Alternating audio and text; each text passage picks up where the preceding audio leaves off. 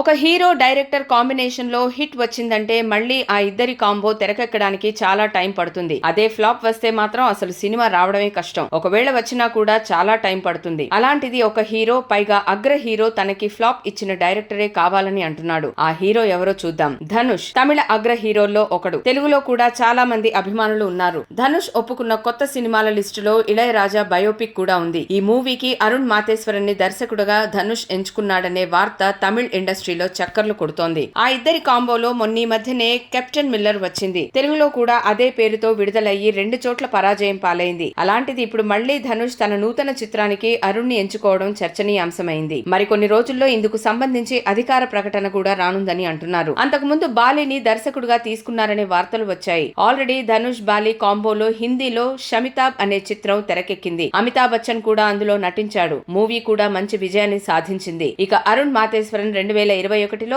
Rocky చిత్రంతో దర్శకుడుగా పరిచయం అయ్యాడు. అంతకుముందు డైలాగ్ రైటర్ గా కూడా పనిచేశాడు.